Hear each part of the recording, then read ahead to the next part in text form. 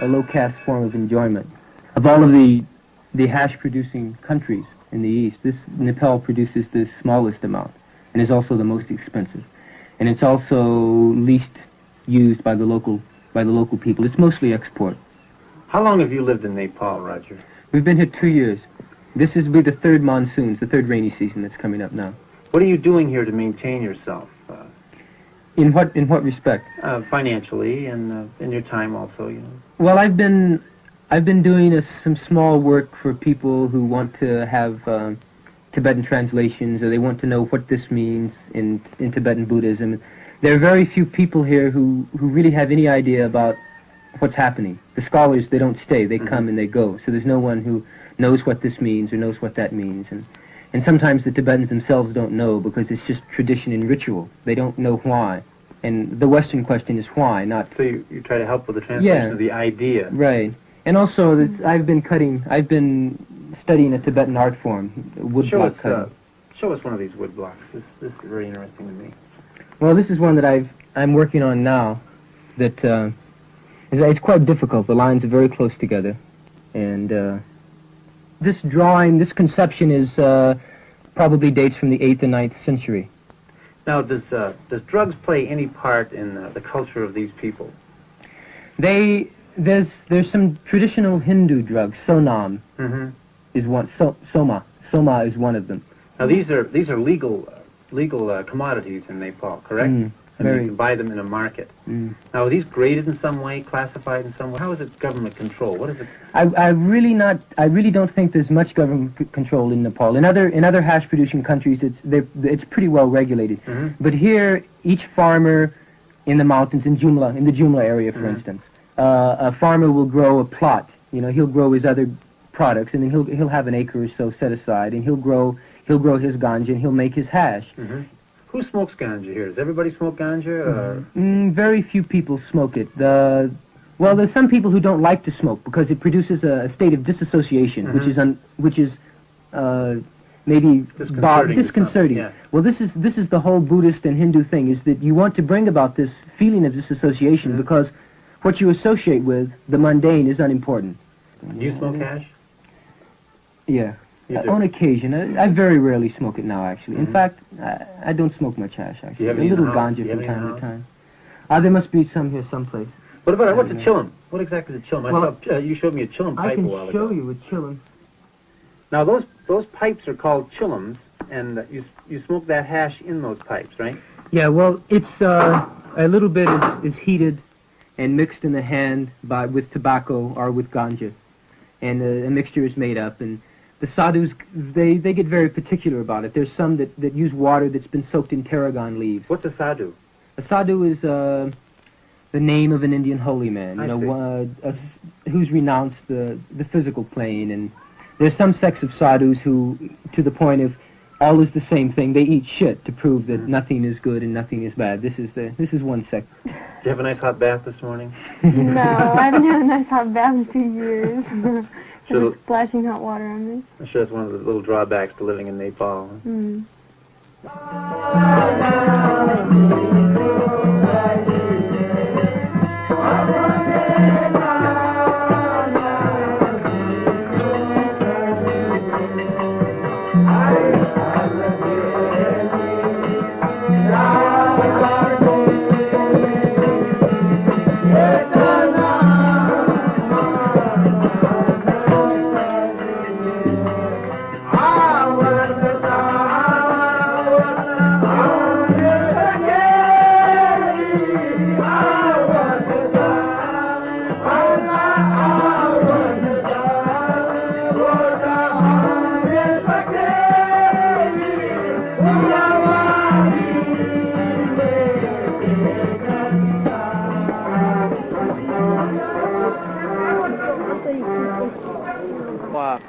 I've seen Americans all over the street, so what are most of them doing? Like yourselves? Can you tell me anything about them? Or most of them are trying to figure out where they are, I think. They come here and there's kind of no reference point. I mean, you can look at the architecture and see that.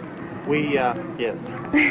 We know that drugs are legal here, at least hashish and grass, and there is a bit of a drug scene here, isn't there, for Westerners? I suppose you could call it a bit more of a drug scene than a bit of a drug scene, yeah. There's a lot of dope here. A lot of dope? Yeah. I mean, how does it come out? Where do you see it? The tea shops or coffee shops or something? Okay, well, there's lots of shops around where you can buy it legally. They send out little leaflets from the king saying buy only at the government store. People buy it, and they go down to the very small tea shops that are around here with blaring music and, you know, just kind of a scene where everybody gets loaded and sits around all day.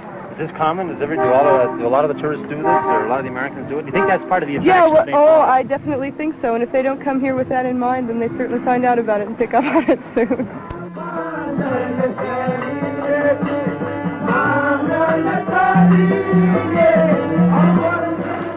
Have you had a joint this morning yet? No. No, you're going to have one this evening?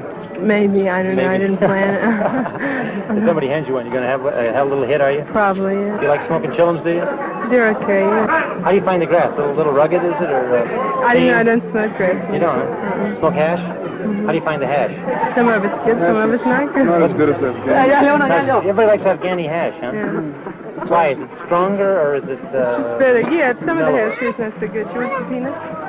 Yeah, I'll take one. Thank you. You looking for a super powerful hash? You get high. Just high, yeah. Well, like I smoked for really good grass in Thailand, and even the hash doesn't compare with that sometimes, you know, unless you get good hash. I'll tell you, and lots of people... Now, what's good? What do you say good? I mean, is it I going to mean, lay out really flat, high. or- No, you still want to be able to walk I around. mean, you want the strongest hash you can get? Is that good hash? I don't know what the What strongest happens, is what you can happens if you get. have shitty hash, right? And especially many people who've been traveling, who've been on the road, and, you know, you smoke a lot of hash. You smoke every day, right? And you come across Afghanistan, and you have good hash here, and you go up to, you know, Mazar, or you go... These are two pieces of charas, what we call hash. They roll it between their hands, the two hands, rubbing the two hands together, so they get these long finger-like pieces. And they join the finger-like pieces in these little watermelon or cucumber-shaped chunks. But this is a very, very strong Nepalese hash. How much did it cost? 500 per kilo, you know, but 480 we selling, you know. 480 rupees? Yeah, rupees, Nepalese rupees. What is that? And 6 rupees per tola. About $30? 30 Yeah, 30 or $35 maybe. American dollars a kilo. Yeah.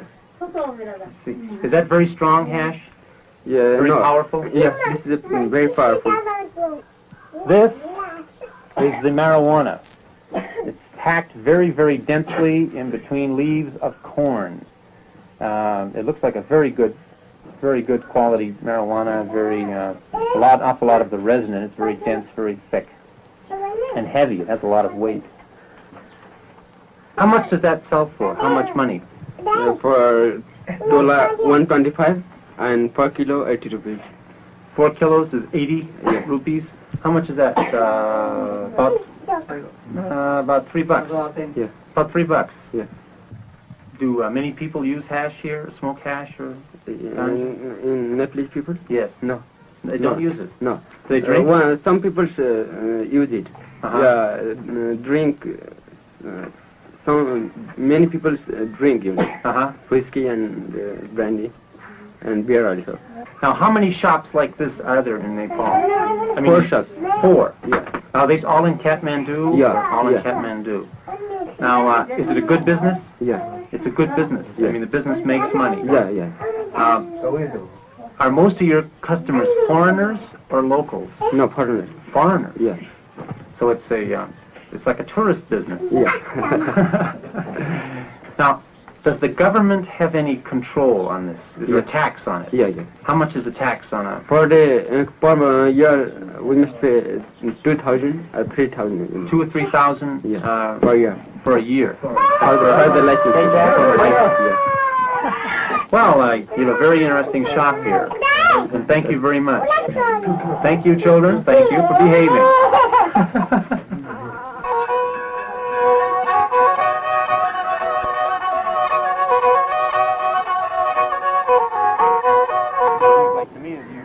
Unless you get it on with the natives, you're going to have a limited sex life here. Well, I don't have any. Buddhism doesn't really offer a place for sex. I see. Celibate, is it? Yeah, although it doesn't condone that you must be celibate in order to be a Buddhist. You know, it's like really up to you, you know, what you do. But in meditation, in order to attain any kind of height in meditation, you need celibacy. Yeah. That's for the individual. That's not necessary. Mahayana teachings in Buddhism are that way. Hinayana teachings are not that way. They're for the householder, or a person that lives with a woman and has a job and lives at home. So it's completely different. But right here in Nepal, there is a man that is appointed by the Dalai Lama to teach European people Buddhism. Chini Lama? No. Thipten Yeshi, who is a geisha that studied in Tibet. This is Lama Thipten Yeshi from the very famous Sera Monastery in Lhasa, Tibet. He's a Tibetan, and I'm going to ask him a few questions about his opinions on drugs, specifically ganja and charas, and to find out how he feels, how these drugs fit in the grand scheme of things, his opinions. Thipten Yeshi, can you tell me how you feel about just drugs in general, what opinions you have on them? Okay.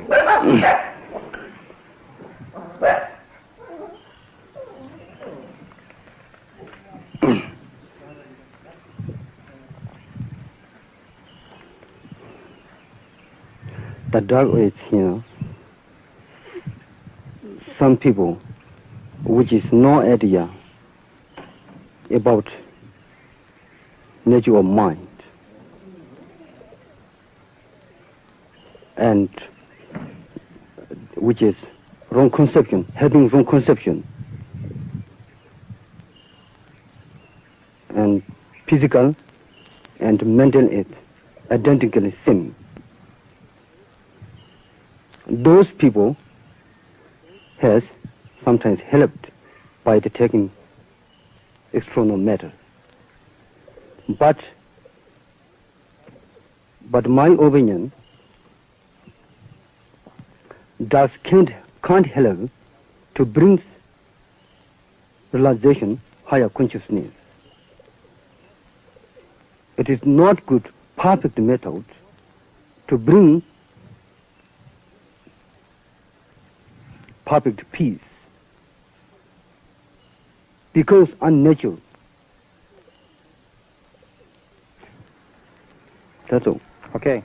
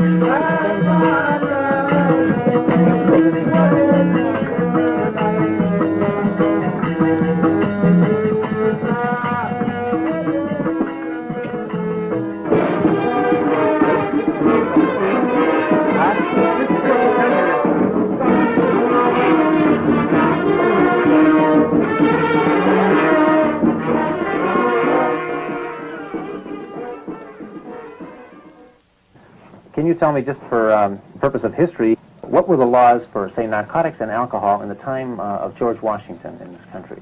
Well, really, there were none. Narcotics, as a practical matter, were unknown, and alcohol was taxed, but that's about all. We certainly felt that drunkenness was bad, but there were no overall laws against alcohol.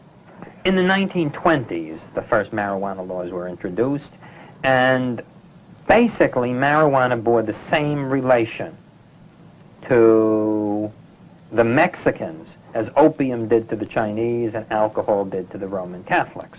The initial anti-marijuana stories were that marijuana were used by the Mexican Americans in Colorado, in Arizona, and New Mexico, and that under the influence of this drug, they committed terrible crimes, homicidal attacks, and generally became insane.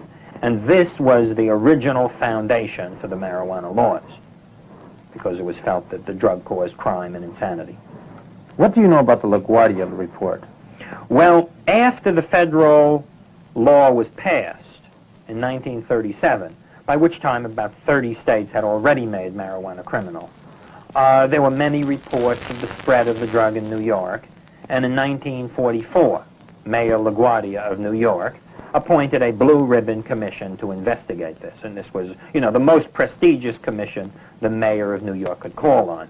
And they investigated marijuana, and they essentially said this is a mild intoxicant, it can hurt some people, but it is nothing to get very excited about. And, they refuted the idea of marijuana leads to heroin. They investigated its pharmacology and its social use. And I think on the whole turned up what most people today, I think, would consider quite a pro-marijuana report. The American Medical Association wrote an editorial bitterly attacking it and advising all doctors just to disregard it. It later turns out that the Federal Bureau of Narcotics had a certain influence in planting that editorial in the Journal of the American Medical Association. I think for a long time the federal government did all of the education in the marijuana area, and generations of state officials and narcotics officials know what they know about marijuana from the little mimeographed releases of the horror stories put out by the Bureau of Narcotics over 30 years, and the training courses of the Bureau of Narcotics and how terrible this stuff is. The law is a farce. It is ridiculous, and it is doing far more harm than good. What do you mean it's doing far more harm than good? Well, in just so many different ways. The most obvious way is it's turning a third of our young people in the country, and certainly in the state of California, but probably in the country, into criminals. And I think no society can last long that turns such a large proportion of its young people into criminals. Now, for instance, when I was growing up, I regarded the policeman as my friend, very simply because I wasn't doing anything seriously wrong, and he was protecting me from, other people. I can only say that a marijuana user today doesn't regard the policeman as his friend, and frankly is quite right, because if the policeman knows that he's using marijuana and catches him, he's going to go to jail. But that's one reason. Another reason why the marijuana laws are doing terrible harm is what we've done is we've managed to give a monopoly of a very popular product to the drug culture, the people who sell much more dangerous drugs than marijuana. The marijuana laws prevent any sensible kind of drug education.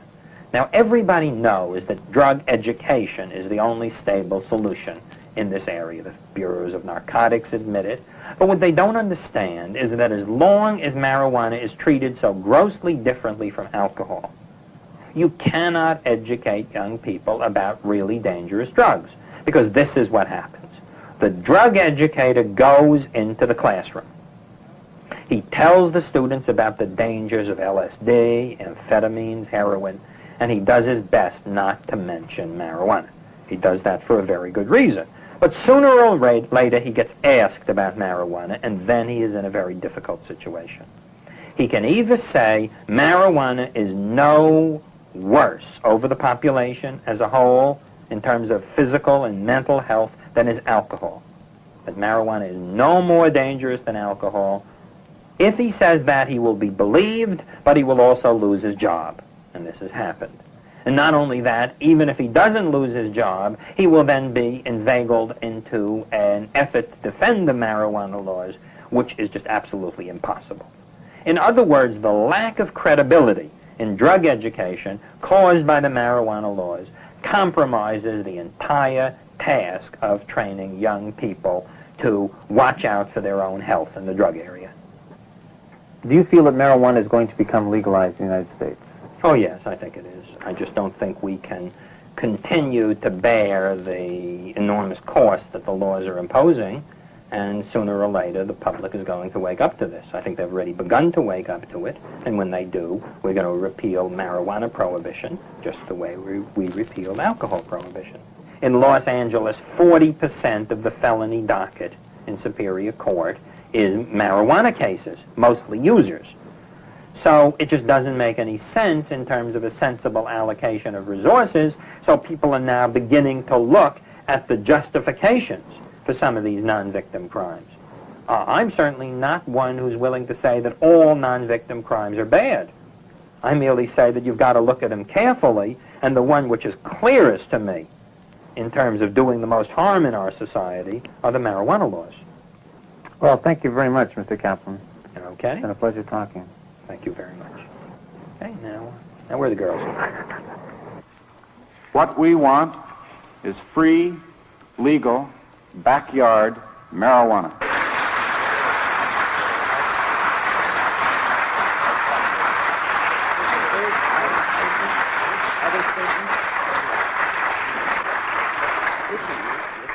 Well, it's very nice of you to have brought your own cheering section, and I'm sure that they've had a nice emotional bath with that applause.